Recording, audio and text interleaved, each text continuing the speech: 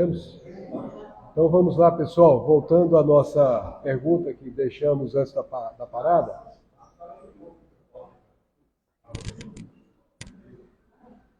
Voltando então à nossa pergunta anterior, por que raros médios triunfam, né? E a resposta, na causa geral, pode ser distinguida em algumas classes. Depois nós vamos ver alguns particulares. Então a gente já viu isso aí, a responsabilidade e recordação do dever a cumprir. Uma das causas gerais chama reflexo do passado. Raros triunfam porque quase todos estamos ainda ligados a extenso pretérito de erros criminosos que nos deformaram a personalidade.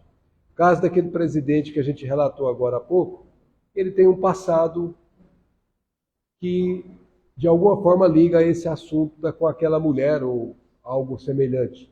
E ele não conseguiu ainda se desvencilhar disso. Então a personalidade dele, ele usou a expressão, está deformada naquele particular. Quando chega aquele momento, ele fracassa. Então esse reflexo do passado pode ser uma causa de muita gente que não consegue atingir esse triunfo que precisaria. Em cada novo ciclo de empreendimentos carnais, acreditamos muito mais em nossas tendências inferiores do passado que nas possibilidades divinas do presente, complicando sempre o futuro. Então, em outras palavras, nós podemos dizer que a gente dá vazão a quem éramos, que repercute no que somos, ao invés de dar vazão no que devemos ser, que é aquele novo homem, nova pessoa que eu preciso construir em mim, que eu preciso elaborar. É muito mais fácil ficar naquilo que já é habitual do que construir um novo hábito. E construir um novo hábito demanda muito esforço, muita disciplina. Daí porque é fácil complicar de novo o futuro, repetindo o passado nas mesmas reflexões daquilo que a gente já fazia antes. Então é mais fácil ele cair na tentação de sair com aquela mulher do que lutar para não cair, porque está no passado dele esse erro e ele torna a cometer o erro se não se esforçar. Então ele diz possibilidades divinas do presente. Ou seja, o presente é sempre a oportunidade de você escrever uma página nova e você acaba escrevendo as mesmas páginas velhas e comete o erro clássico. É desse modo que prosseguimos por lá na terra que está falando, agarrados ao mal e esquecidos do bem. Expressão de André Luiz aqui, bem interessante. A gente consegue ficar ainda ligado ao passado, pervertido, e esquece de que nós temos que fazer o bem como sendo a nossa essência. Médio que não cumpre o dever assumido no plano espiritual. Vamos pegar um caso. Os médios que fazem mau uso das suas faculdades, isso é Kardec dizendo, que não se servem delas para o bem ou que não as aproveitam para se instruírem, sofrerão as consequências dessa falta? Pergunta semelhante à que foi feita por ela ali agora há pouco. Os médios que fazem mau uso das suas faculdades, uma possibilidade, que não servem delas para o bem, outra possibilidade, ou que não aproveitam para se auto-instruir, eles sofrem consequências dessas três faltas aí? Se delas fizeram mau uso, serão punidos duplamente. Por quê? Porque tem um meio a mais de se esclarecerem e não a aproveitam. A quem muito é dado. Então daí porque a responsabilidade de aprender implica na responsabilidade de servir. O conhecimento não é seu. Foi passado para você vindo de outrem. Você assimilou, mas não te pertence. Então não é justo você manter só com você. E o pior, ter o conhecimento, saber daquilo e ainda seguir as tendências do passado. Mais grave ainda, é o que ele chama de duplamente. Por quê? Porque a lei de causa e efeito vai agir nesse processo da punição. A punição não é alguém punindo, é a lei de causa e efeito entrando em ação. Essa é a punição. A palavra punição aqui tem um significado diferente do que normalmente as pessoas interpretam. Aquele que vê claro, Kardec dizendo, e tropeça, é mais censurável do que o cego que cai no fosso. O cego não está vendo, você está vendo e cai, você é mais responsável do que o cego. E Emmanuel ainda enfatiza, médiuns, a vossa tarefa deve ser encarada como um grande sacerdócio. A vossa responsabilidade é grande, pela fração de certeza que vos foi ortogada. Você sabe que a vida no mundo espiritual existe, você sabe que a vida prossegue, você sabe que tem espírito, Você sabe que você tem que seguir os caminhos do bem, você sabe. Não tem ninguém que te falar isso mais. E muito se pedirá aos que muito receberam, trazendo Jesus aí, Emmanuel. Consequências que vão decorrer lá no plano espiritual, porque vão ter consequências no plano espiritual e consequências aqui na Terra, que são aquelas punições que estavam escritas como punição. Então vamos pegar alguns casos, porque às vezes a gente vai ver esse caso aí na nossa própria vida diária aqui. Esse Otávio é um dos casos em que André, quando está lá conversando, já está lá no capítulo 7, está conversando com vários médios que faliram. Era como se fosse um encontro. E ele vai ouvir esse médio Otávio. E o título chama A Queda de Otávio. É Otávio que está falando de si mesmo. Não possuía títulos oficializados de competência. Entretanto, dispunha de considerável cultura evangélica, coisa que, para a vida eterna, é de maior importância que a cultura intelectual. Simplesmente considerada. Então ele tinha isso com ele. Veja só, ele podia não ser uma pessoa intelectualizada, uma pessoa que tinha muitos conhecimentos, uma pessoa com, vamos dizer assim, um arquétipo cultural elevado, mas ele tinha essa cultura evangélica, ele conhecia o evangelho. Podia não interpretar o evangelho 100% como a gente está tentando fazer no espiritismo, mas ele tinha o evangelho. Isso é um diferencial na vida das pessoas.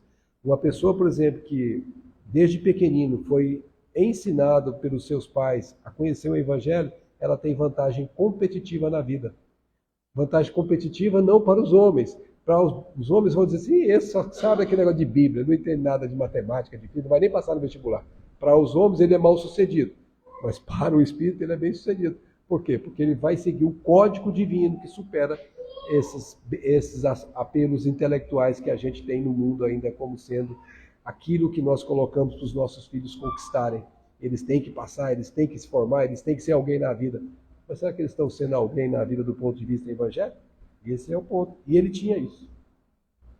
Tive amigos, olha, teve todas as facilidades. Tinha o evangelho, tive amigos generosos do plano superior, que se faziam visíveis aos meus olhos. Eu ainda tinha essa clareza, ele estava vendo o Espírito na frente dele. Recebi mensagens repletas de amor e sabedoria. E, no entanto, caí mesmo assim. Por quê? Porque obedeci à imprevidência e à vaidade. E vocês não sabem como é que eu sou um médio balsão. Se vocês soubessem, vocês iam me colocar no pedestal, viu, gente? Tem médio assim. Ele quer ser reconhecido como se fosse o melhor médium. Entendeu? Vaidade. Não se humilha aqui e acaba se humilhando lá. Entendeu? Nós temos que rebaixar aqui para poder crescer lá. E é o que ele não fez. E imprevidência? Falta de precaução, preparar, cuidar, tomar os cuidados que tem que ter. Ou seja, vigiar e orar. Ele não fez. Apesar da mensagem ser direta para ele. Meu filho, você tem que fazer. E ele não quis. Acreditamos muito mais em nossas tendências inferiores do passado do que nas possibilidades generosas que o presente dá para construir o futuro. E ele vai relatar a história dele. Preste atenção, porque pode parecer com a história de muita gente que você conheça ou que você já ouviu falar. Depois de contrair dívidas enormes na esfera carnal, noutro tempo, vim bater as portas de nosso lar, sendo atendido por irmãos dedicados que se revelaram incansáveis para comigo. Então ele desencarnou depois desse processo dele e entrou no mundo espiritual com dívidas enormes. Deve ter passado uma temporada no umbral e foi bater as portas do nosso lar. E olha só, foi recebido. Ainda assim foi recebido. Preparei-me então durante 30 anos consecutivos. Ele está falando que foi antes de encarnar, para voltar à Terra em tarefa mediúnica. Então veja, está contando a história dele antes de ter fracassado aqui na mediunidade, para ficar bem claro. Voltou no nosso lar, bateu as portas, o pessoal fez aquele curso de preparação com ele, e ele teve 30 anos. Gente, vou vir aqui 30 anos consecutivos, daí isso aparece para vocês. É mais ou menos o que ele fez. 30 anos estudando mediunidade para vir encarnar. Gente, 30 anos, não é 3 dias não, 3 semanas não, 3 meses não. 30 anos. Eu grifei em verde porque chamou a atenção. E são consecutivos. Todo dia esse sujeito estava estudando. E o dia danado falhou ainda assim. Meu Deus, então só estudar não basta. Não faltaram lições verdadeiramente sublimes, nem estímulos santos ao meu coração imperfeito. O Ministério da Comunicação favoreceu-me com todas as facilidades e, sobretudo, 6 entidades amigas movimentaram os maiores recursos em benefício do meu êxito. Gente, como nós falamos ontem no curso de paz, às vezes eles colocam um indivíduo só do seu lado para te ajudar aqui, lá também fizeram isso para ele. Mas ele vai ter uma dívida de gratidão para com eles, viu, gente? Toda vez que você é ajudado, você passa a ter uma dívida de gratidão para quem te ajuda. E essas 6 entidades vão esperar que ele faça por ele no futuro algo que ele vai falhar. Técnicos do auxílio acompanharam-me à terra nas vésperas do meu renascimento, entregando-me um corpo físico rigorosamente sadio.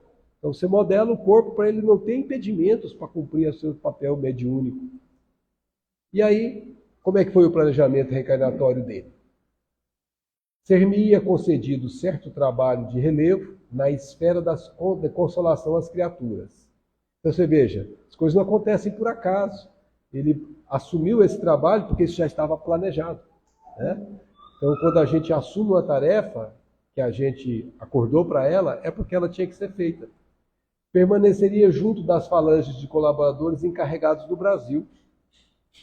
O matrimônio não deveria entrar na linha de minhas cogitações. Não que o casamento possa colidir com o exercício da mediunidade, mas porque meu caso particular, conta ele, assim o exigia. Então, no planejamento reencarnatório dele era para não casar. E ele sabe disso intimamente. Gente, é intuição. Eu nasci para não casar, só. Por que eu não sei por quê? Mas eu nasci para... A pessoa sabe. Intimamente ela sabe. Solteiro deveria receber aos 20 anos os 6 amigos. Sabe aqueles 6 amigos que ajudaram ele incansavelmente? Que muito trabalharam por mim em nosso lar, os quais chegariam ao meu círculo como... 6, gente. Pensa, você é solteiro, com 22 anos ou 20 anos, chega a 6 pirralhinhos para você assumir como pai. Tarefa muito difícil, concorda? O que o povo vai dizer? Ué, agora o Max vai pegar 6 pequerruchos para criar? Sozinho, sem nem casar? Era uma tarefa difícil. Vamos concordar aqui entre nós que o Otávio que ele concedeu a si mesmo, ele quis isso. A providência não só constituiria agradável resgate para mim, estava pagando uma conta. Na contabilidade a gente tem débitos a receber, débitos a pagar, né? Ele estava com débitos a pagar. Resgate para mim, como também garantia de triunfo pelos serviços de assistência a elas. O que me preservaria o coração de leviandade? Gente, quem cuida de 6 filhos tem tempo para ser leviano, não. Porque não dá tempo. Você tem que olhar todo o tempo para esses pequerruchos. Como é que você vai ter tempo para ser leviano? E vacilações. Porquanto o ganha-pão laborioso me compeleria a não aceder às sugestões inferiores no domínio do sexo e das ambições incontidas. É a técnica, né? A gente tem técnicas. Você tem um problema com domínio do sexo. Se você tiver que trabalhar 15 horas por dia, você não vai conseguir pensar nada mais do que em trabalho. Tem uma vez que eu estava dando uma palestra, na verdade não era palestra, era um curso para jovens lá na Federação Espírita Brasileira. E tinha um menino que ele é um exímio pianista. Ele tinha uns 17 anos, ele já era um pianista, deve ser um desses grandes nomes do passado. Ele tocava com uma naturalidade, mas uma encantadora maneira de tocar que a mim fascinou, né? Ele até gravou alguns CDs, doou para a Comunhão Espírita de Brasília. E esse rapaz participou do curso. Ele tinha uns 17 anos, bonito, menino loiro, bem postado, bem aparentado. E ao final, depois das perguntas, eles fizeram algumas perguntas, ele me procurou. Ele tinha esse problema.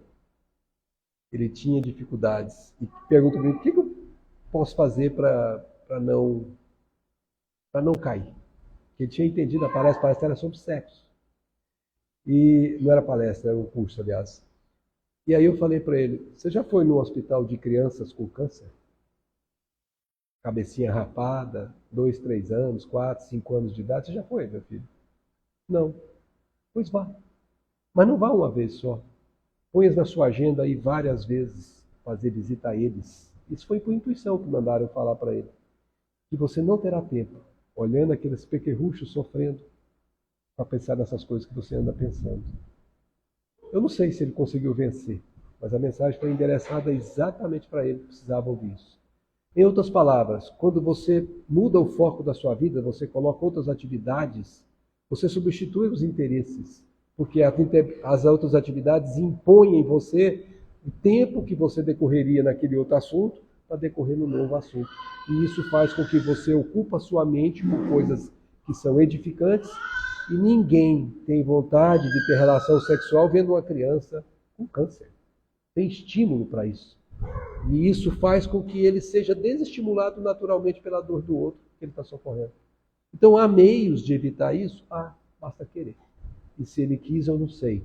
Mas é muito importante a gente perceber que ele teria programado exatamente já não ter as oportunidades de aceder ou de ceder às sugestões inferiores que está nele. A gente tem as predisposições, e elas vêm com força. Nos momentos certos elas vêm, a ocasião só faz acordá-las. Dizem que a gente, como eu acabei de falar, né, a gente tem elas guardadas, mas se surge a oportunidade, elas afloram. E aí é que vai se aferir o valor, porque você vai ter que lutar contra elas naquela hora.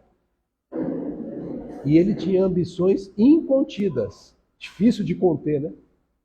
Tudo isso estava nele. Como é que ele fez para poder se precaver delas? Dá 6 meninos aí para cuidar. E com 6 meninos para cuidar, trabalhando dia e noite, tendo alguém me ajudando lá para cuidar desses meninos, sei lá, colocando na creche, eu não vou ter tempo para pensar em mais nada. E pronto, eu vou conseguir vencer essa dificuldade íntima que eu trago em mim. Minhas atividades novas começariam com muitos sacrifícios, para que o possível carinho de outrem não amolecesse a minha fibra de realização. Ele não ia ter tempo para ter namorinhos. Coisa chata para ele, né, tadinho? Não ia encontrar o amor da vida dele. Não ia ter oportunidade. Ele ia ser aquele pobretão que ninguém se interessava por ele. Parecendo comigo quando era menino. A gente não tinha nada, era uma pobreza, um trem feio. Aí eu ia para aquelas festinhas que tinha lá em Anápolis. E aí as festinhas só iam aquelas meninas todas bacanas, né, bonitas. E os meninos que conseguiam sucesso eram que iam de carro. E naquela época ter carro era só para rico, porque era a década de 70. E aí eu ia com a minha Monarch, que eu tinha duras penas conquistado, comprado. E eu sabia que tinha uma técnica para conseguir fazer essas meninas se interessarem por mim. Que eu não era bonitinho, né? Fazer o quê? Tacava umas gotinhas de gasolina aqui no pé da orelha. Aí ia dançar com elas, sentia o cheiro do carburador aqui, falei, esse tem carro. Ficava comigo. Aí quando ficava comigo, pode sentar na garupa, minha filha, vamos embora. Ia de bicicleta. Então a gente improvisa e arruma um jeito de fazer o suprimento que não dá. Então aqui é a mesma coisa. Eu não ia ter tempo para poder achar alguém que ele pudesse se interessar e ter tempo para cuidar desse alguém ou se envolver com esse alguém. Ou seja, gente, ele montou tudo para dar certo. Ele montou tudo. Lá no plano espiritual, lá, ele organizou, ele planejou, isso foi bem concebido. Mais tarde, me enviaram socorros materiais cada vez maiores. À medida que fosse testemunhando renúncia de mim mesmo, eu não fazia a minha vontade, eu fazia a vontade dos 6 pequerruchos que a vida me confiou. Então eu me renunciava, eu abandonava os meus desejos íntimos, mesmo que eu os tenha, porque eu tinha que cuidar deles. Ele tinha que ter pensado assim. Desprendimento das posses efêmeras, eu não ficava ambicioso para conquistar coisas, não era essa a meta dele. E desinteresse pela remuneração dos sentidos. Olha a expressão de André Luiz, coisa bacana. Remuneração dos sentidos, ou seja, realizar-se pelos sentidos. Comida, poder, sexo, tudo isso, ele tinha que ter desinteresse. Então, olha só, tinha condicionamento. Se ele, à medida que ele fosse testemunhando renúncia dele mesmo, despreendimento das posses e desinteresse da remuneração dos sentidos, ele iria recebendo gradualmente os valores materiais que ele precisava para cuidar dos meninos. Gente, isso é fé.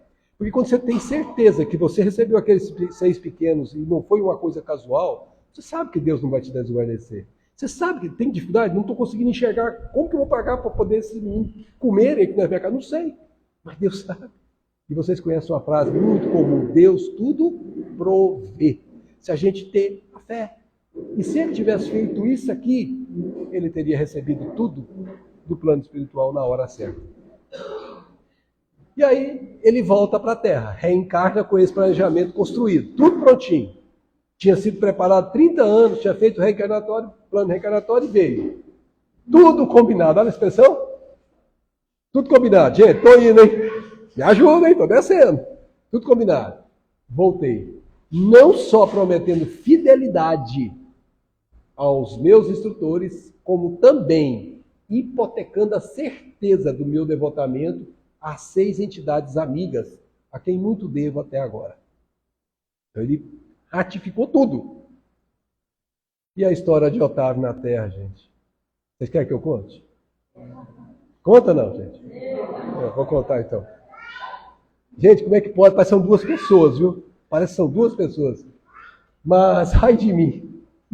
Quando começa assim, a coisa já está feia. Mas ai de mim que esqueci todos os compromissos. Os benfeitores de nosso lar localizaram-me ao lado da verdadeira serva de Jesus. Minha mãe era espiritista cristã, desde moça. Não obstante as tendências materialistas de meu pai, que era todavia um homem de bem. A mãe era espírita, meu pai tinha a tendência materialista, mas era um homem de bem. Então ele nasceu numa família bem postada. Aos 13 anos fiquei órfão de mãe.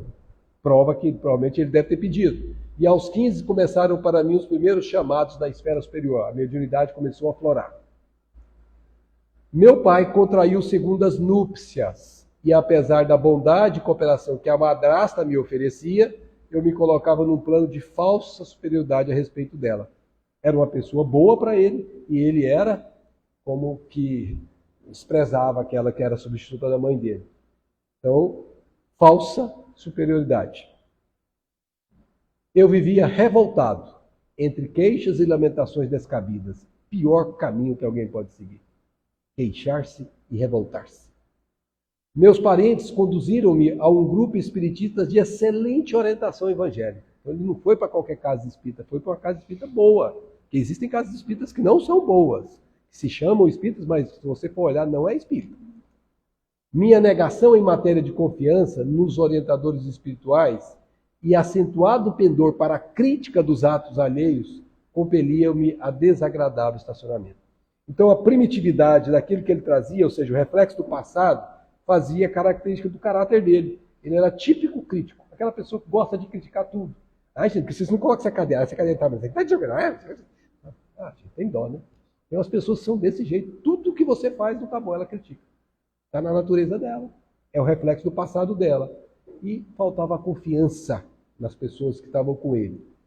Os beneméritos amigos do invisível estimulavam-me ao serviço, mas eu duvidava, olha o cruel mensageiro da perdição.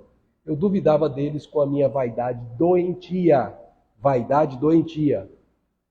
E como prosseguissem os apelos sagrados, por mim interpretados como alucinações, então ele não via a mediunidade como algo sagrado, mas como alucinação.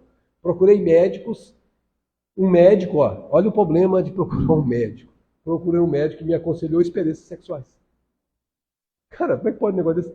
Olha, então eu estou com mediunidade, o médico. Não, é só fazer sexo, passa, meu filho. Que é isso? Como é que pode ter uma criatura dessa na vida?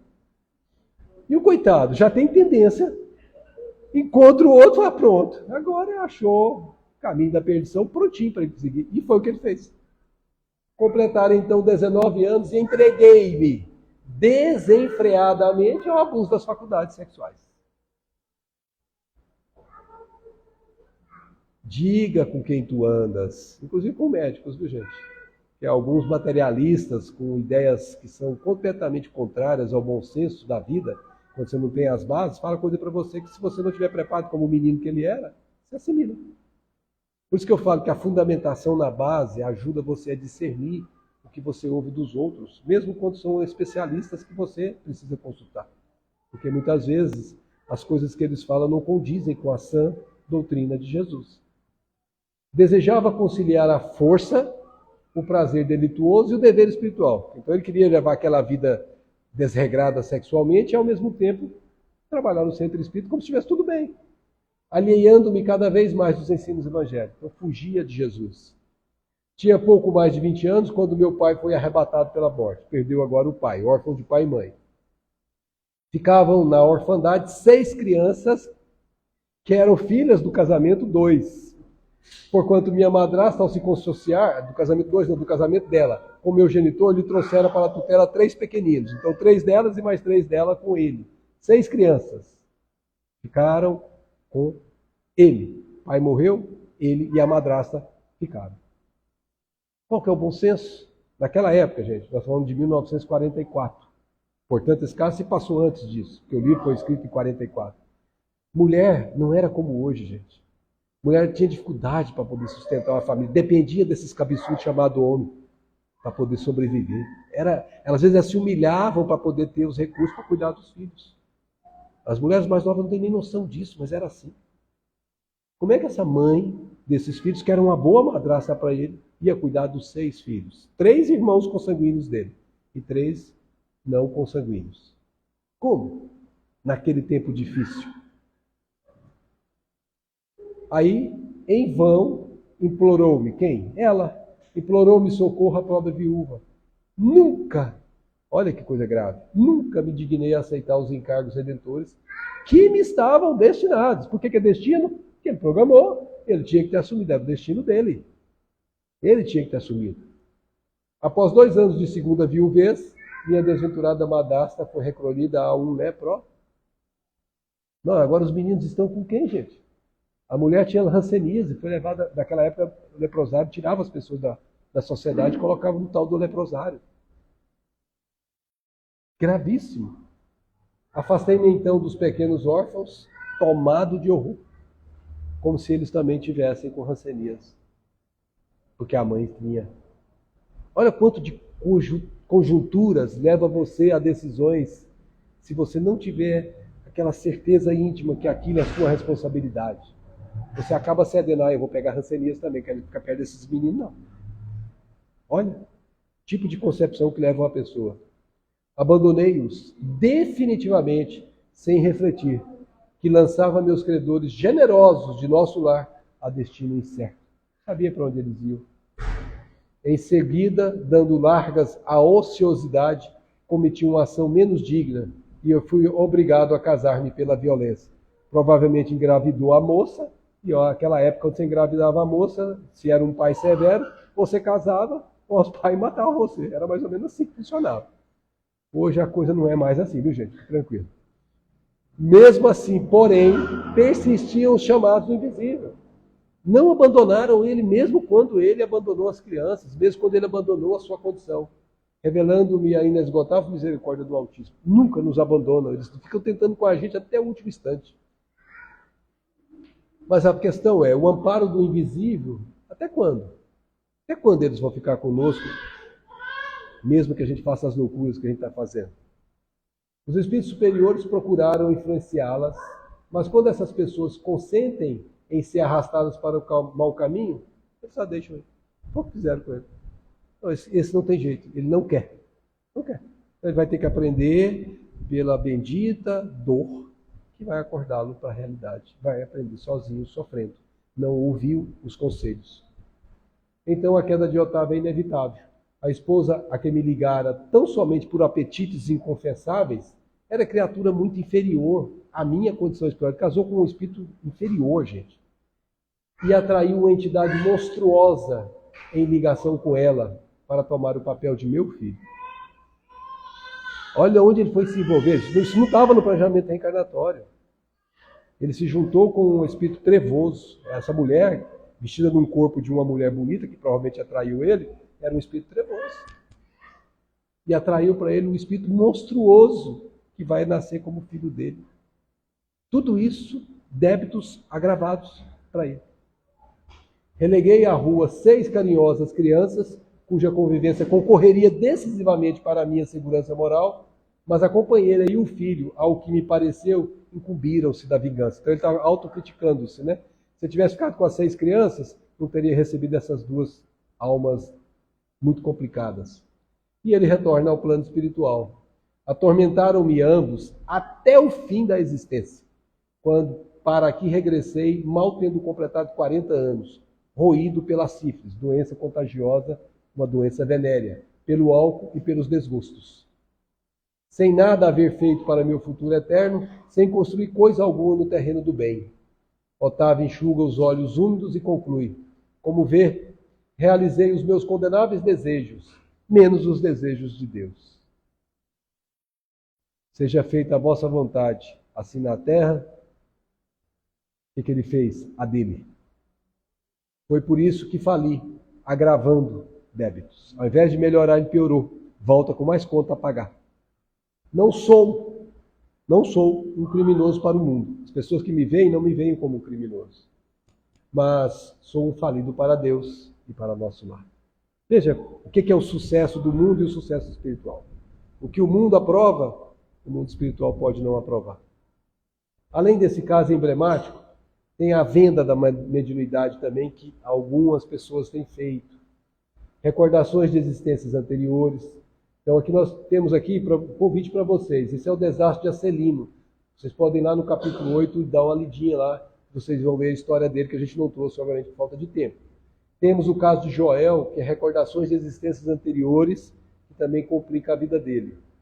E temos exigências descabidas, que é Belarmino, que era um doutrinador, aquele que conversa com os espíritos.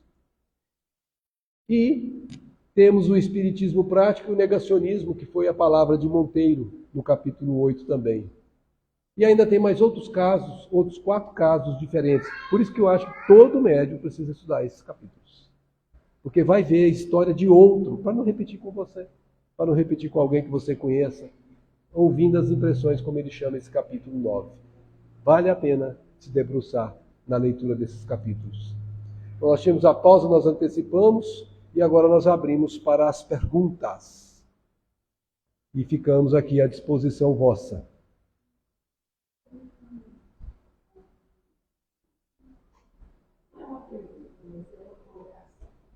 Eu já vi toda essa obra de mas agora eu vou reler porque agora parece que despertou mais em mim interesse pela obra porque ela vai me conduzir a mim. O que você falou é muito importante. A primeira leitura você nunca extrai tudo que uma obra tem. Sabe por quê? Porque você tem as suas próprias conquistas. E cada vez que você vive, que você lê outra coisa, que você faz um curso, que você conversa, enfim, você vai ter novas aquisições. Então, aquela pessoa que era você quando você leu pela primeira vez já não é mais a pessoa que você é agora. Então, por exemplo, novos conhecimentos foram colocados em você que permite você ter percebido agora na nova leitura algo que você não percebeu na leitura passada. Como, por exemplo, o fato de ser trazido um caso aqui, colocado ele em evidência, em holofote, acordou em você coisas que provavelmente você não viu quando leu pela primeira vez, porque senão teria ficado marcado em você. Você entendeu, mas passou. Aquilo realmente não entrou, não penetrou. Por quê? Porque você ainda não tinha elementos para assimilar, não era interesse. E quando você passou a ter interesse, aquele assunto você vai conseguir ver com outros olhos agora e vai permitir modificações em você. Por isso é sempre bom reler os livros bons, não só da doutrina espírita, de tempos em tempos, porque a gente vai ver com outros olhos e aí a gente consegue buscar mais do que a gente conseguiu extrair da última vez que a gente leu. Max, nós temos uma pergunta aqui de uma pessoa que está online e ela pergunta o seguinte: existe como e onde na literatura que eu posso achar algo referente se um médium pode, na hora do desprendimento, voltar a alguma vida passada em uma nova comunicação anímica, né? Sem essa consciência, sem ter consciência disso? Sim, muitas vezes a gente, quando dorme, em certas ocasiões, a gente pode, por necessidade nossa, ser conduzido por benfeitores, principalmente o nosso guia espiritual, e ele nos trazer uma lembrança de uma determinada parte do nosso passado que importa para a nossa vivência atual. Fazer a gente lembrar daquilo, para que quando a gente voltar no estado de vigília, a gente está fortalecido para o enfrentamento daquela situação que nós vamos ter que facear. Por exemplo, a gente pediu uma prova difícil, que é necessária para a nossa depuração. E a prova está para chegar. Está começando a hora da gente fazer a aferição do valor. Por exemplo, vai ser alguém que por acaso estabeleceu que uma pessoa muito afeta dele, muito ligada a ele, por exemplo, um filho, vai desencarnar. E se tem uma dor que retalha um coração de qualquer pai ou mãe, é saber que o filho foi antes dele para o mundo espiritual. E se ele não tiver a fortaleza íntima, ele pode se rebelar contra Deus, pode se revoltar, pode começar a se afastar de Deus. Enfim, ele pode ter atitudes que são, ao invés de fazer o que ele planejou, que é a sua depuração, pode piorar. O que os benfeitores fazem? Eles buscam encontrar você no mundo espiritual, trazer aquele ponto marcante, preme isso em você com sentimento, não com lembranças exatas do que aconteceu, do que vai acontecer, mas você fica com o sentimento, que o pessoal costuma chamar de premonição, de que vai acontecer, e você começa a se preparar para receber aquele impacto, aquele choque que você vai sofrer na vida. Isso, quando você recebe, não é que você não sente, mas só que você sente já, vamos dizer assim, atenuado. E você, como está em espírito preparado, a sua reação para aquela situação não é a de um rebelde, mas de alguém que sabe que há alguma razão há para aquilo ter acontecido que você desconhece como encarnado. Esse que eu estou contando, respondendo para o internauta, está no livro Recordações da Mediunidade. Se não me falha a memória, é o penúltimo capítulo do Recordações da Mediunidade, que se chama Sonhos Premonitórios. É uma maneira de voltar ao passado. Tem um outro livro que ela pode também buscar, que aconteceu numa casa espírita que André Luiz foi visitar, que quando ela chegou, André Luiz chegou na casa espírita, ainda estava no saguão, não estava dentro da reunião mediúnica. E uma senhora entrou em transe, lá no saguão, dando passividade, e começou a falar como se estivesse realmente mediunizado, dando passividade a um espírito. Só que o André Luiz observou aquilo e falou, mas não tem espírito nenhum do lado dela. Como que ela está falando? Aí o benfeitor falou, ela está falando de si mesma. É o passado refletindo no presente. Mas por que ela está falando disso aqui? Está vendo aquele senhor sentado lá no cantinho? Plano espiritual. Ela olharam, tinha um senhor. Este foi o esposo dela na encarnação passada no século XIX que a assassinou a facadas. E ela tem pavor de vê-lo. Ela entra literalmente num estado traumático. E o estado traumático, provocado pela presença deles, fez com que ela acordasse o passado, que ainda não foi diluído. Ela não conseguiu perdoá-lo. Ela não conseguiu ainda se libertar desse passado que a machucou profundamente. E ela fala como se estivesse falando um espírito, que é real, porque é essa individualidade lá do século XIX falando, utilizando o corpo dela aqui do século XX. Então ela estava dando passividade a ela mesma. E como é que nós devemos lidar com isso? Perguntou o benfeitor. Nós devemos tratar como se fosse um espírito mesmo e fazer a terapêutica. Falar com ela como se estivesse falando com um espírito para poder ajudá-la a depurar isso, para poder ajudá-la a livrar-se desse drama que ela vive com ela. E aí, voltando de reencarnação em encarnação, a gente chama isso de animismo, ela vai pouco a pouco, como diluindo esse passado tortuoso, como se dilui um copo de água suja, colocando água limpa. E ela vai pouco a pouco, voltando à normalidade, ao ponto de não mais ter esse impedimento, e daí para frente ela vai dar passividade mesmo para espíritos, e não só para si mesma. Esse caso está no livro Domínios da Mediunidade, me falece aqui o capítulo, mas está no livro Domínios da Mediunidade, que é um caso também que ela poderia procurar estudar, que ajuda. E às vezes também o que a gente chama em francês de déjà vu, que é quando você chega em um lugar e você tem a nítida certeza que já esteve ali. Nítida certeza. É porque você já esteve, não é só a nítida certeza. Você tem ali com certeza alguns atributos daquele lugar que acordam em você o passado, como aquele homem acordou o passado daquela mulher. Alguma coisa marcante daquele lugar que está lá registrado em você, quando você vê ali, quando você chega ali, você sente aquilo ali, aquilo acorda você e você lembra daquilo, mas em flashes. Você não lembra contando a história, né? E por que a história não deve ser contada? Porque o passado, se ele fosse revelado para o presente, ele impediria o presente de ser a chance para o futuro. Porque você ficaria paralisado, como essa mulher estava paralisada no passado, no momento do trauma, e você não conseguiria avançar para frente, porque o passado ocuparia o lugar do presente. Por exemplo, quem tem claustrofobia, por exemplo, é uma revelação do passado também. A claustrofobia é claramente alguém que teve um processo de ter sido, por exemplo, enterrada viva. que era muito comum no século XIX e no século XX no nosso país. Os mais velhos vão se lembrar de um ator famoso da Rede Globo, chamava Sérgio Cardoso.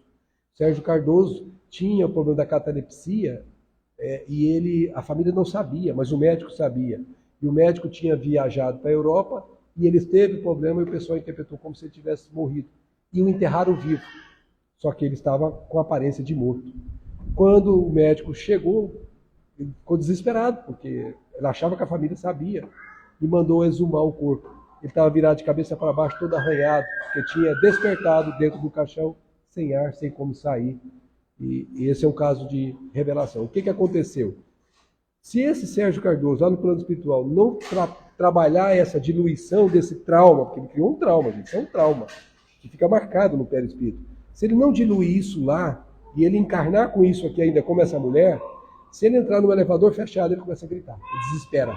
Ele perde o controle. O passado invade o presente e ele não tem mais controle sobre ele mesmo. Esse é um caso típico do que o passado revelado pode fazer com você. Por isso, no Espiritismo, muita gente às vezes não entende. Por que a gente não lembra do passado? Porque se lembrasse, meu filho, você estava perdido. Tanto que nós temos para pagar lá atrás, você não tem noção de como seria ruim. Então nós vamos ter a graça de Deus de que o passado foi velado, mas não completamente velado, porque a gente tem intuições de certas coisas. O déjà vu é uma delas. Você chega perto de uma pessoa, você fala, meu Deus, eu conheço essa pessoa. E conhece mesmo. Você nunca tinha visto. Você se afiniza rapidamente com ela, você pode ter certeza, se eles tiveram relação de convivência de qualquer natureza no passado. Pessoa que você se afeiçoa muito. Como o oposto também, pessoas que você detesta às vezes. Nossa, gente, quem que é esse trem? Ou seja, a pessoa, na verdade, está voltando ao passado no contato com outra pessoa. Muitos casos da família. Por exemplo, tem filhas que têm um apreço pelo pai extremamente grande. Diferente da mãe, quase que nem liga para a mãe, mas endeusa o pai, tem até desejos de ter um pai para ela. É a ex-amante dele da encarnação passada que nasce como filha, mas que ainda não conseguiu diluir esses desejos primitivos e ainda expressa isso, mesmo na condição de filha. Então esses casos todos que eu estou contando são para poder mostrar que o passado ele não está 100% velado. Agora, tem um lugar que a gente precisa baixar aqui muita atenção. Chama-se regressão do passado, que algumas pessoas resolvem fazer. Cuidado. A regressão do passado é possível? No século XIX, no início do século XX, nós tínhamos muitos hipnotizadores, que nós chamávamos de magnetizadores, que faziam o processo magnético e fazia a pessoa voltar em escalas anteriores. Esses registros estão em livros clássicos que a Federação Espírita publicou, como livros do De Rochas, que ela também pode procurar. E a pessoa vai realmente voltando em vidas anteriores e sabendo de coisas que, para agora, na encarnação, não tem menor sentido, mas passa a saber. Isso, até os dias presentes, acontece. Lá em Brasília, já faz muito tempo isso, nós tivemos um caso de um casal, não era espírita, e não sei porque na cabeça deles ficaram interessados em saber do passado, mas por curiosidade. E procuraram um médico que trabalha com isso, que não é espírita, pelo contrário, é materialista, o negócio é dinheiro, e as consulentes que elas eram foram lá e ele fez a regressão. O que ela descobriu? Que na encarnação passada ele tinha assassinado ela. O que aconteceu depois da regressão? Divórcio, separado.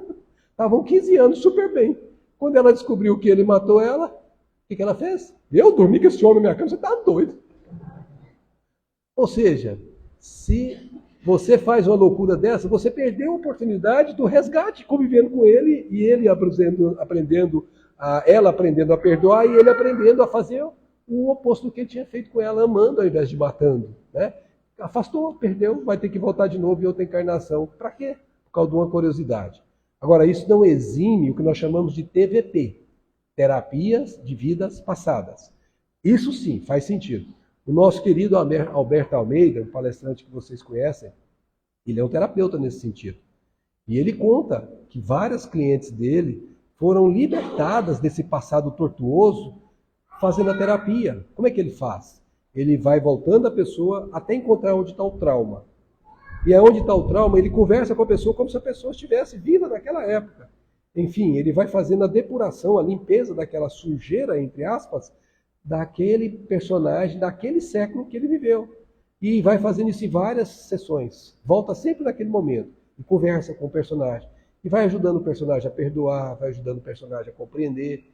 E pouco a pouco, a reflexão daquela personalidade lá do século XVII, por exemplo, não vai mais impactar na personalidade do século atual. Por quê? Porque não tem mais o drama gerando a energia perturbadora dentro dele. Esse caso, sim, faz sentido. Mas só com profissionais que sabem que faça isso.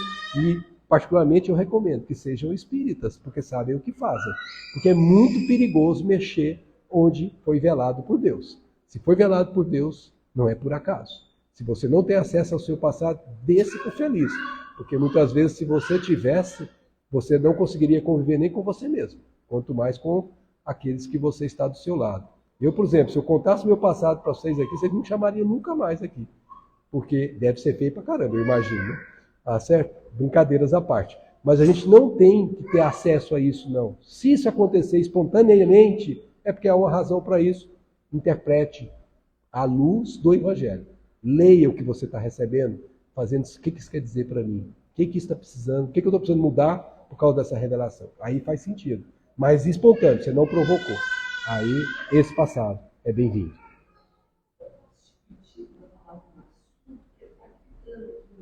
Anda. Nossa, esse é o mais importante de todos. Porque auto-perdão, como ela está pedindo para falar, é a base de qualquer movimento de paz íntima. Nós precisamos compreender, gente, que todas essas provas, como o caso do Otávio que nós vimos aqui, você tem duas possibilidades extremas.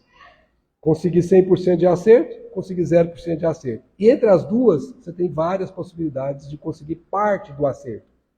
Se o acerto não foi total, e você chegou naquele estágio do Otávio, porque o Otávio ele passou a piorar, né? Ele não ficou abaixo do zero, ele voltou para o estaca zero e ainda teve mais uma conta para pagar ainda. Se o Otávio não olhar para ele e falar assim, puxa vida, todos eles me ajudaram, eu estou com um complexo de culpa enorme, eu estou com remorso pelo que eu fiz, tudo isso está me acabando. Mas se eu não conhecer que Deus proporciona novas oportunidades, eu não me livro disso. Quando eu tenho consciência de que eu posso recomeçar, por isso que se chama renascer de novo, eu consigo entender que eu posso depurar a besteira que eu fiz. Eu posso começar de novo, e eu vou pedir agora situações, se ele veio com um corpo bonitão, ele vai vir com um corpo problemático, por exemplo, que ele mesmo vai se impor para si, porque ele sabe. Então, primeiro, ele precisa aceitar que errou. E entender que o erro faz parte do processo evolutivo. Não o erro repetitivo, porque ele gera expiação. Mas o erro natural gera novas provas, não expiação. Expiação é a prova obrigatória. No caso do Otávio. Ele vai ter que passar por expiação, não tem a menor dúvida. Agora, quando você erra tentando acertar, você vai passar por uma nova prova naquela mesma experiência, agora com as experiências do desacerto lá atrás, que vai servir, o fracasso vai servir como degrau para você aceitar lá na frente.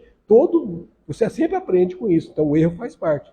Agora, quando uma pessoa se prende, mas eu não podia ter errado, eu não podia deixar daqueles 6 meninos, e só consegue pensar nessa monoideia, aí ele não consegue sair do círculo vicioso, que se chama remorso, para entrar no círculo virtuoso, que se chama arrependimento. Qual a diferença? O remorso, eu estou preso em mim mesmo, sem chance de enxergar como sair de mim. E é triste esse campo, triste. O arrependimento, eu estou claro para mim, sofro intimamente, mas eu sei que eu posso pagar a conta. Eu sei que eu preciso sofrer em mim o que eu fiz o outro sofrer. Eu sei e aceito sem nenhum questionamento, porque eu sei que fui eu o causador disso, ninguém mais. E eu sei que eu preciso reparar. Tudo que eu fiz errado, eu precisarei fazer certo, na mesma exata medida para compensar. É como matemática, o mais um anula o menos um.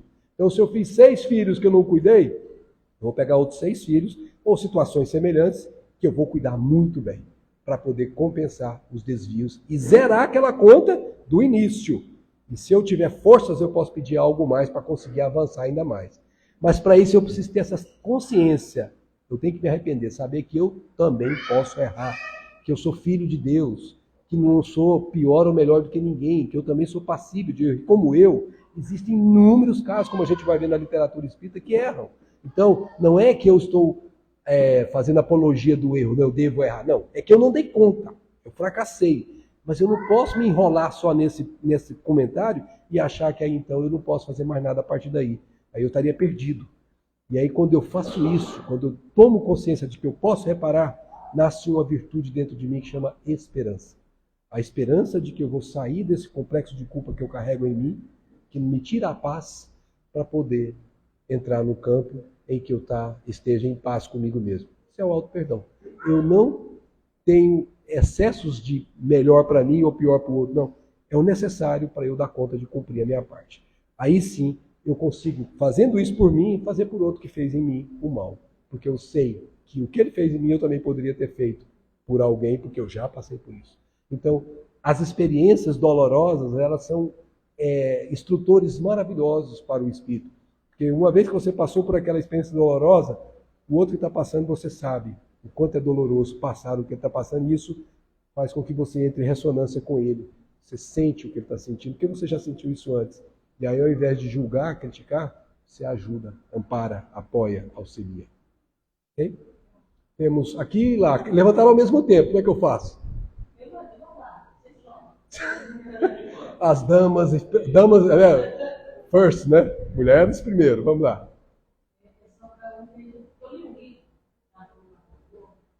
E nesse livro, eu vi aquilo que acontecia. No livro, se tentando entender, e ver toda a situação.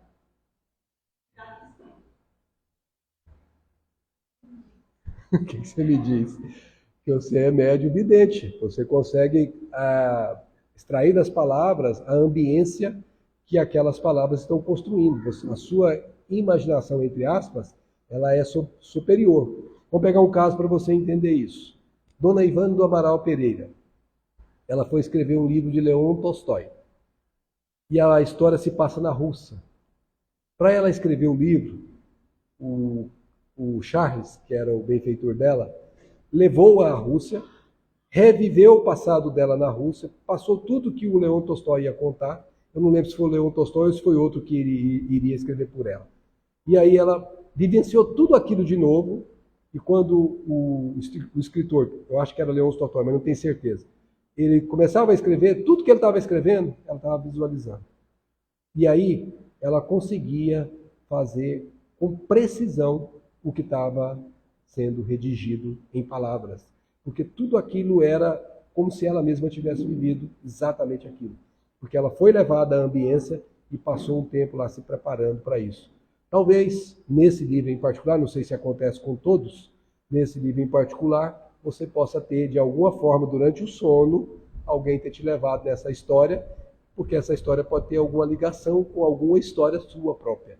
E aí pode te acordar alguma coisa. Até quando desenhava, eu via como estava sendo fisicamente, por viver esse momento. Então, você tem uma faculdade que te dá condição de ir além da letra. Você consegue ver como se fosse um filme, a realidade acontecendo, os fatos acontecendo. Isso é uma bênção, porque você tem a clareza do que está acontecendo, que a gente às vezes não consegue fazer exatamente só da leitura. Por exemplo, eu leio, alguém fala assim, ele tinha cabelos longos e tinha um olhar que era encismesmado e papapá. Como é que eu imagino essa pessoa? Eu vou ter que construir essa pessoa na minha própria configuração. Ele vai construir uma pessoa, eu vou construir outra. Se você pegar as três pessoas que cada um de nós construímos, são diferentes. Apesar da descrição ser a mesma. Por quê? Porque a bagagem de construção minha é diferente dela, e cada um vai construir segundo as suas possibilidades. Quando você é levado a ver a pessoa, aí você não está usando a sua bagagem, você está fazendo a fotografia da pessoa que você viu. É diferente. Então, uma coisa é você interpretar segundo as suas aquisições já construídas até agora. Outra coisa é você ver o que aconteceu. E você viu, de alguma forma, eu não sei dizer por que você viu. Não, não. Mas acontece com outros livros também ou só foi com esse? Só. Então veja se não tem nada a ver com você, né? Porque se foi colocado de forma tão evidente assim, é porque alguma coisa há atrás daquilo que a história está contando, que pode ser parte do que a sua história também pode contar. Ok? Eu não conheço o livro, não li, mas eu estou te falando com base na interpretação. Por favor. Desde ontem, né? Falou várias vezes a questão da porta lá. Isso está lembrando esse momento do cuidado que a gente tem que ter na vigília da nossa conduta com os nossos pensamentos. E nós, como pessoas inseridas no Espírito, temos uma responsabilidade maior em relação a esse cuidado, justamente por nos ser apresentado, como foi hoje, as consequências que podem acontecer dessa vigília. Que alerta pode trazer em relação ao orgulho, vaidade e os delírios. Pois é, aí que é o problema. Esses são os inquisitores, né? Orgulho, vaidade, melindres, eles fazem você ir para a perdição. Então, a gente precisa ter vontade de não dar guarida para eles. Eles estão em nós. Eu vou fazer uma imagem aqui que fizeram uma vez para mim, foi num livro que eu achei fantástico. Imagine que você tem 2 cachorros dentro de você. Um é dócil, carinhoso, cachorrinho gostoso de você estar com ele, um companheiro de primeira. O outro é agressivo, o outro xinga, o outro late bravo, expõe os seus dentes, o outro machuca. Qual cachorro você vai dar comida? O cachorro que você der comida é o que vai crescer. Eles são cachorrinhos pequenos ainda. Se você alimentar o dócil, ele vai crescer e o outro vai morrer de fome. Se você alimentar o outro e não der nada para o dócil, vai acontecer o oposto. Se você alimentar os dois vão crescer em proporções segundo o que você alimentar. O que a gente faz normalmente na vida? Alimenta os dois. Menos o bondoso e mais o agressivo. Porque a gente continua dando vazão ao reflexo do passado que a gente acabou de ver aqui. A gente continua tendo muito isso forte dentro de nós, a agressividade, o orgulho, a vaidade, essas tolices bestas que a gente chama de melindres, que é uma infantilidade espiritual tão grande, que a gente, se pudesse olhar de um pouquinho mais alto, a gente fala, mas meu filho, como é que você pode ter sido assim? Tão infantil? É tão pequeno para você que está professando uma doutrina como doutrina espírita, você se melindrar, não dá mais para você, meu filho. Se você fizer isso como se você mesmo estivesse falando isso para você, você começa a vencer esse cão bravo, que machuca, que derruba, que faz a gente sofrer, e que às vezes engole o pequenininho, de tão forte que ele é nesse momento. Então o que a gente tem que fazer? Nutrir o cachorro bom, nutrir o que é bom e lutar, mesmo que seja difícil, contra esse bendito quando ele vem com impulsos. Como, por exemplo, alguém falou uma coisa na casa espírita e eu não gostei. Ah, poxa, eu estou trabalhando aqui feito um condenado, essa pessoa ainda não faz nada, vem dizer isso para mim? Não, não é assim que eu vou agir. O que Jesus me ensinou? Não devolver a ofensa. Eu não faço isso nem em pensamento e muito menos em palavras. O que eu olho para a pessoa e falo, pô, irmã, muito obrigado pelo que você está falando. E falo isso sinceramente, vou repensar no que ela falou, porque de repente ela está falando alguma coisa que eu posso ter proveito para o meu próprio crescimento. Às vezes ela falou coisa que não vai aproveitar, tudo bem, passou, são palavras que são como folhas, vão embora. O vento vai carregar. Mas muitas vezes as pessoas falam e a gente tem alguma coisa que se aprende do que elas falam, mesmo que a gente não gosta, sobretudo quando a gente não gosta. Porque mexeu nas nossas feridas íntimas, que são os cachorrinhos bravos que a gente carrega dentro da gente. Temos, Marcelo, ladies first, tá certo? As damas primeiro.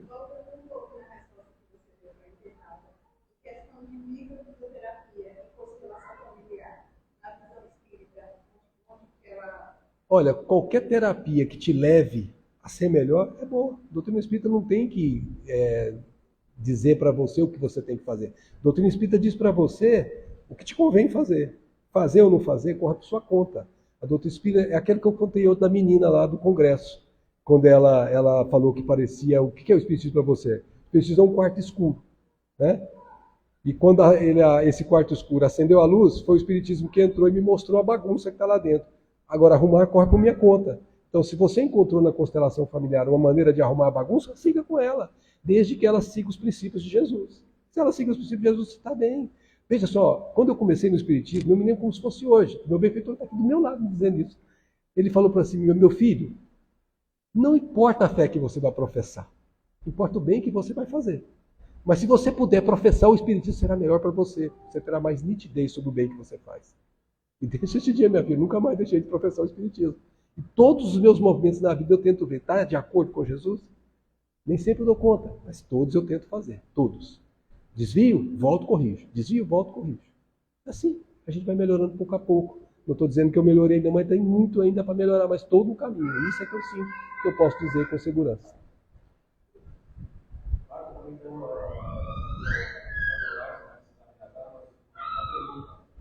Muitas vezes a gente confunde uma intuição, uma vida definitiva, uma consolada, com um pensamento. Pensamento de Deus. E a gente não liga, a gente vai encontrar a orientação do nosso amigo bem feito. A gente pode começar vamos assim, a interpretar ou a reconhecer o que é nosso e o que é do Deus. Veja só. Essa pergunta está no Livro dos Espíritos. Eles responderam assim: não importa se você sabe se é seu ou se veio de fora. Importa o teor do que veio. Se é do bem, retenha-o. Se é do mal, expulse. Essa é a resposta para a esmagadora maioria das pessoas que não conseguem discernir. Eu não me contentei com essa resposta e fui para as seguintes. E ele disse que tem um jeito de você detectar. E exige treinamento. Eu me treinei. Eu estou treinando até hoje. Eu sei com absoluta certeza hoje quando não é meu. Não todas as situações, mas as clássicas eu sei. E isso para mim é importante. Porque, por exemplo, uma coisa que está vindo de fora, para eu não me soberbar achando que fui eu que gerei aquela ideia. Não, a ideia não é minha. Foi provida por outro e eu acolhi com o meu coração, mas eu tenho a humildade de dizer, isso aqui foi intuição, não falei de mim. Porque aí eu estou colocando o meu tamanho espiritual em evidência. Não fico apropriando-me do que não é meu. Para mim isso é importante. Como é que eu faço? Eles disseram, o seu pensamento trivial, cotidiano, ele tem uma linha de fluxo normal. Então, por exemplo, você está aqui concentrado nessas coisas que estão sendo ditas. Você está vinculando a isso. Enquanto eu estou falando, você está pensando em alguma coisa aí. Mas está tudo alinhado nisso. De repente, se você está, mesmo me ouvindo aqui, recebe uma coisa assim, mata o Max. Aí eu sonho, peça a Deus que eu não carregue um revólver, por favor, né? Porque eu não sei os seus impulsos quais serão, tá certo? Mas se você recebe uma ideia dessa, você pode ter certeza, não veio de você, a não ser que você, escondendo isso de mim, você lá no fundo não gosta de mim, e você agora é uma boa oportunidade para matar esse caboclinho, é hoje que eu matei, tá certo? O que é muito raro isso acontecer, porque você não iria fazer isso de forma assim. Então essa ideia, ela atravessou o fluxo, perpendicularmente, podemos falar em termos físicos. Ela cruzou uma linha de pensamento que estava fluindo naturalmente e que não veio ao acaso. Então essa ideia, quando ela não se harmoniza com as minhas ideias, quando eu não tenho aquilo como vontade minha, de matar o Max, por exemplo, então essa ideia não é minha. Tenho certeza que essa ideia não é minha, por duas razões. Cruzou o fluxo e ela não se ajusta com as minhas próprias ideias. Então, não é uma ideia que eu tenho naturalmente em mim. Você entende? Aí você consegue fazer isso. Então, assim, é muito importante para mim isso. Por quê? Porque eu sei quando vem uma ideia do meu benfeitor que eu tenho que prestar atenção. Aí eu paro, faço uma prece, fico quieto para ver o que vem. E geralmente eu capto. E aí tem sido para mim uma bênção. Eu nunca tive tanta paz na minha vida depois que eu conheci esse tal de espiritismo. Nunca tive. Eu vivo, hoje eu posso dizer, mesmo que os problemas aconteçam, nossa, eu só tenho paz. Pode acontecer do mundo cair, que eu estou tranquilo. Não estou preocupado com o que vai acontecer, se o Gorbachev não existe mais, né, daquela época, se ele vai detonar a bomba, se esse louco agora vai detonar a bomba. Para mim, como dizia o Chico, Deus arruma outra casa para nós, não se preocupa não. Não, pô, não estou nem um pouquinho preocupado se é a direita, a esquerda, esse problema é irrelevante. Eles vão ter que responder por tudo que eles estão falando, não sou eu que tenho. Eu tenho que estar em harmonia comigo e vibrar por eles.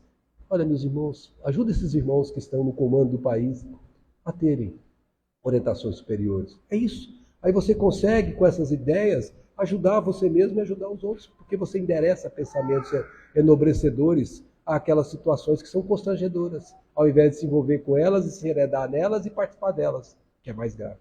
Então, saber discernir os pensamentos é uma vantagem competitiva espiritualmente falando. Tá bom? Oi. Temos aqui, vocês estão combinando, agora não tem como decidir. Então vai. Vamos lá, pode falar. Dentro do lugar de uma vem assim, aquele pensamento de algo vai acontecer, e assim, bem silenciosamente, e depois a coisa acontece. Quando você é médium ostensivo, por exemplo, é muito comum, é quase que normal, o espírito que vai falar por você se aproximar antes da reunião mediúnica, para já ir se ajustando fluidicamente e sintonizando psiquicamente com você. Então é muito provável que nessas horas algo que vai ser falado na reunião mediúnica já seja antecipado, como que te preparando para a reunião mediúnica. Isso em reunião mediúnica acontece com frequência. E é muito comum também, em certos casos, isso ser feito durante o sono. Nós vamos atender um espírito no dia seguinte e a gente encontra com ele durante o sono. Por exemplo, lá no livro Memórias de um Suicida, eles precisavam trazer suicidas com muita dificuldade. Muita dificuldade. Eles não iam conseguir ficar no plano espiritual, precisava de ter um corpo de carne, porque eles estavam sofrendo demais e não tinha recursos para amenizar o sofrimento deles. E eles precisavam, que o pessoal chama de choque anímico, trazê-los para entrar em contato com um corpo físico, que eles perderam por sua própria deliberação, mas que eles estavam sofrendo demais pela ausência dele. O que é isso? Dar passividade a um espírito suicida. Vieram para o Brasil. Essa equipe estava em Portugal na época, vieram para o Brasil, que era onde o espiritismo estava nascente, isso no começo do século anterior, e começaram a buscar casas espíritas aqui no Brasil para poder fazer essa oportunidade de trazer esses espíritos. É impressionante. Eles foram várias, não acharam médios que tivessem dispostos a querer fazer isso. Depois de muito trabalho, conseguiram achar os médios, dialogaram com eles, não o espírito do suicídio, mas os responsáveis pelo trabalho, dialogaram das dificuldades e perguntaram: você consente, você deseja, você quer ajudar o irmão? No momento em que ele ajudou espontaneamente, aí esse médium foi cadastrado para a reunião que iria acontecer na noite do dia seguinte. E esse irmão sabia que ia receber um espírito de um suicida em situação dolorosa. Eu já tinha esse pressentimento da comunicação mediúnica que iria vir no dia seguinte. Então isso também foi uma preparação para que esse evento acontecesse com mais efetividade. Entendeu? Isso pode acontecer em fatos diários da vida? Pode. Premonição, por exemplo, a gente às vezes tem vai acontecer alguma coisa. O que aconteceu? Nesse caso, você captou o que está no ar, entre aspas, está no plano psíquico do nosso mundo, e você captou algumas ondas de algo que está se passando e que você acessou. Você fez a leitura de uma faixa de algo que está se passando e você conseguiu ter as informações. Isso é o que se chama de pressentimento. Estava voltando de viagem, estava dentro do cavalo, e veio assim, como que ia acontecer naquele momento. E deu 10 minutos depois e aconteceu realmente tudo. Então você captou, porque, veja, como é que é isso? Lá no livro A Gênese de Kardec, capítulo 14, capítulo dos fluidos, tem um item que chama fotografia do pensamento. E ele vai falar de alguém que começa a conceber um crime. Vai desenhando o crime na cabeça dele com exatidão. E Kardec conta, ao lado dele vai se passando o filme do que ele está pensando. Isso está acontecendo no plano espiritual. Você pode captar. Mas se alguém chegar para ele demovê-lo de não cometer esse crime, você não vai presenciar o crime. Porque ele não executou o que ele planejou. Então pode uma premonição acontecer, como pode não acontecer. Vai depender do livre-arbítrio daquele que estava planejando. Entendeu? Então nem sempre 10 minutos depois você iria ver. E não significa dizer que não estava acontecendo. Só que estava acontecendo no plano apenas espiritual. E não materializou-se no plano físico. Isso também acontece. Ok? Marcos, eu vou fazer uma colocação, ela não é só minha. Algo que eu sei que todos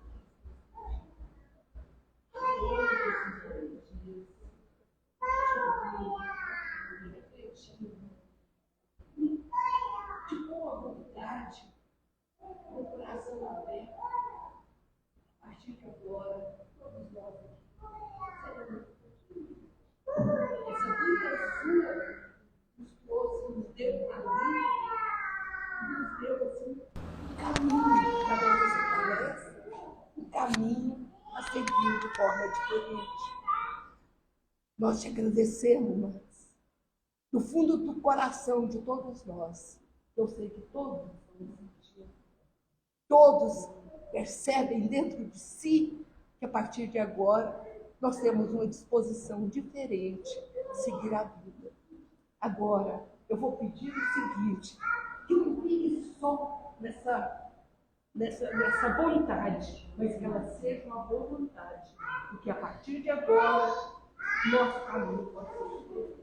A partir dessa palestra, meu coração rejubila de fé, de amor e de vontade de ter um caminho diferente. E de todos nós. Que Deus nos abençoe. Muito obrigada. Muito obrigado a todos nós. Gratidão. Por tudo isso. E gratidão, sobretudo, por essa doutrina de Jesus abençoada, que é o Espírito de verdade na Terra. Muito obrigado. Gente, como já são 11 horas e 10 minutos, nós precisamos encerrar. Então nós vamos aqui para a última reflexão que Allan Kardec faz sobre exatamente o que ela falou. Ela leu os slides aqui, por isso que ela falou. Olha só o que Allan Kardec diz. Ele classifica os espíritas. Preste muita atenção nisso, porque você vai se ver em um deles. Os que no espiritismo veem mais do que fatos, surpreendem-lhe a parte filosófica. Os que no espiritismo veem mais do que fatos, compreendem-lhe a parte filosófica. Admiram a moral daí decorrente, mas não a praticam. Em nada alteram os seus hábitos e se não privariam de um só gozo que fosse, porque conheceu. O avarento continua a ser avarento. O orgulhoso se conserva cheio de si. Consideram a caridade cristã apenas uma bela máxima. Quem são eles? São o que Kardec chamou de espíritas imperfeitos. Espíritas imperfeitos. Um exemplo desse tipo de médium. Médios indiferentes, os que nenhum proveito moral tiram das instruções que obtêm e em nada modificam o proceder e os hábitos. Outro tipo de espírita. Os que não se contentam com admirar a moral espírita, que a praticam e lhe aceitam todas as consequências. As relações com eles sempre oferecem segurança, porque a convicção que nutrem os preservam de pensar em praticar o mal. A caridade é em tudo a regra de bem proceder, a regra de proceder a que obedecem. Obedecem. São os verdadeiros espíritas, ou melhor, os espíritas cristãos. Espíritas cristãos, mediunidade com Jesus. Um exemplo desse tipo de médium. Médiuns devotados, os que compreendem que o verdadeiro médium tem uma missão a cumprir e deve, quando necessário, sacrificar gostos, hábitos, prazeres, tempo e mesmo interesses materiais ao bem dos outros. Médios devotados, os que compreendem que o verdadeiro médio tem uma missão a cumprir e devem, quando necessário, sacrificar gostos, hábitos, prazeres, tempo e mesmo os interesses materiais ao bem dos outros. Que tipo de médio espírita somos? Essa é a pergunta que vamos refletir cada um de nós. Espíritas imperfeitos? Espíritas cristãos? Os benfeitores nos lembram que a missão mediúnica, se tem seus percalços e as suas lutas dolorosas, é uma das mais belas oportunidades de progresso e de redenção concedidas por Deus aos seus filhos misérrimos. Por isso, esse posto é o de renúncia, da abnegação e dos sacrifícios espontâneos. Espontâneos. A mediunidade é uma coisa santa e que deve ser praticada santamente, religiosamente.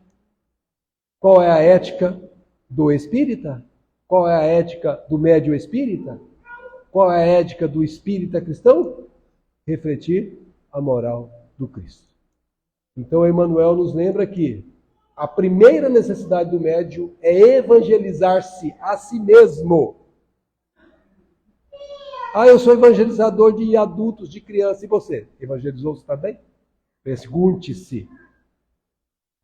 Antes de se entregar às grandes tarefas doutrinárias, pois, de outro modo, poderá esbarrar sempre com o fantasma do personalismo.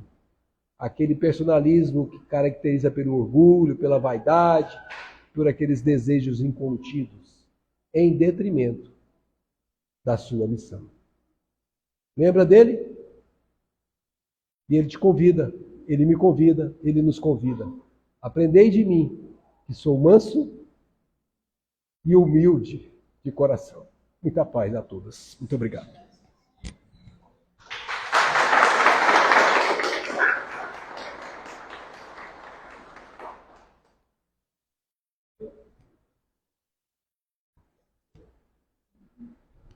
Ontem de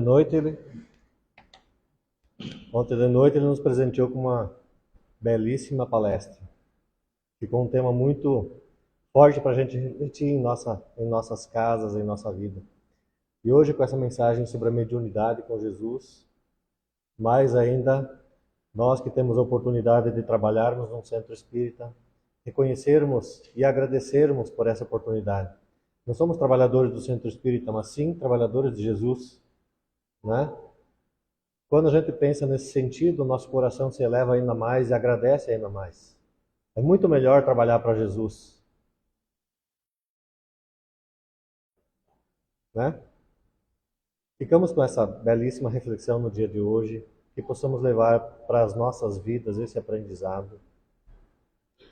E esse material que o Max nos apresentou nesses 2 dias é um material muito rico, muito rico. Ele vai nos disponibilizar, nós vamos disponibilizar também para os nossos grupos de estudo e também reforçar os grupos de estudos sobre a importância da mediunidade com Jesus. Nesse momento eu quero fazer um profundo agradecimento ao Max por essa gentileza. O Max não cobrou nada para vir para cá, né? Ele veio de coração aberto compartilhar os ensinamentos dessa longa jornada dele, a experiência na Federação Espírita Brasileira, a experiência dele em longos anos de trabalho em outros centros espíritas e nas palestras e nas lives que ele tem feito pelo Brasil todo. Muito obrigado, Max, um grande amigo nosso aí que a gente tem prazer e às vezes quando o negócio aperta eu chamo o Max e o Max prontamente, bondosamente nos assiste, nos auxilia. Uma pessoa de coração gigante, uma pessoa com uma experiência espiritual muito bacana. Quero agradecer também ao Marcelo Rossato pelo auxílio na divulgação, né? Nessa nova fase que a gente está querendo trazer aqui para o Anjo Gabriel também, assim como o Caminho de Luz faz, publicar as nossas palestras, assim como hoje tivemos perguntas de internautas, então tem muitas pessoas que estão nas suas casas e não têm oportunidade de vir para cá, mas que gostariam de ter um contato maior com o Espiritismo, ou de assistir uma palestra quando não pode em sua casa, né? Queremos agradecer também ao pessoal do Allan Kardec, a diretoria, as pessoas do Centro Espírita Allan Kardec, as pessoas da SECAL, que vieram para cá também a brilhantar e reforçar ainda mais a energia dessa egrégora que se formou nesses 2 dias. Agradeço ao pessoal do Anjo Gabriel, que atendeu o nosso chamado de estar aqui. É claro que o chamado a gente faz, mas querer participar é uma questão de cada um. Então vocês estão de parabéns pelo fato de estarem aqui hoje buscando o conhecimento, que é o nosso patrimônio. Se a gente for desencarnar daqui a pouquinho, esse patrimônio a gente leva, o resto tudo a gente deixa aqui. O patrimônio do nosso aprendizado, das coisas que a gente viveu, dos nossos pensamentos, dos nossos sentimentos. Muito obrigado, Max, por nos relembrar desse detalhe. Agradeço a diretoria e o grupo de apoio que junto comigo aí trabalhou para a realização desse evento. Muito obrigado a todos. E convido a todos agora, então, Eu peço desculpas se eu esqueci de agradecer alguém. São tantas pessoas que nos ajudaram, né? E nesse momento, então, eu convido a todos para nós fazermos, em agradecimento, uma oração de finalização dos trabalhos do dia de hoje.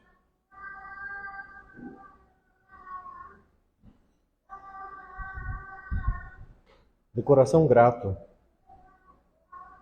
erguemos o nosso pensamento ao nosso Criador, agradecendo a oportunidade de mais um dia de vida, mais um dia como encarnados, onde temos a possibilidade de colocarmos em prática os nossos propósitos e os ensinamentos de Jesus Cristo através do seu Evangelho de amor. Muito obrigado, Senhor Jesus, por ter nos destinado a doutrina espírita, essa doutrina tão esclarecedora que tem nos ajudado em nossa caminhada, tem nos ajudado nos aprendizados e no entendimento do Evangelho de Jesus. No Espiritismo, aprendemos a ver o Jesus vivo, o seu Evangelho redivivo, pelo qual somos muito gratos, e a partir de hoje nos propomos a darmos um passo a mais em nossa jornada, através dessas preciosidades que foram transmitidas para nós nesses 2 dias de trabalho. Muito obrigado, Senhor Jesus. Muito obrigado ao mentor da casa e todos os trabalhadores do plano espiritual, assim como os trabalhadores da matéria. Muito obrigado a todos pela oportunidade desses dias. Senhor, no silêncio deste dia e em nosso coração, eu venho pedir-te a paz, a sabedoria e a força. Quero olhar hoje o mundo com os olhos cheios de amor, ser paciente, compreensivo, manso e prudente. Ver além das aparências teus filhos, como tu mesmo os vês. E assim, somente ver o bem de cada um. Cerra meus ouvidos de toda calúnia, guarda minha língua de toda maldade, e que só de bênçãos se encha o meu coração. Que eu seja tão bondoso e alegre, para que todos, quando se acheguem a mim, sintam a tua presença. Reveste-me de tua beleza, Senhor, para que no decurso deste dia e dos próximos eu te revele a todos. Que assim seja. Muito obrigado a todos e que Deus os acompanhe até os seus lares e encontrem lá muita alegria, paz, luz nos seus lares e em seus familiares. Muito obrigado.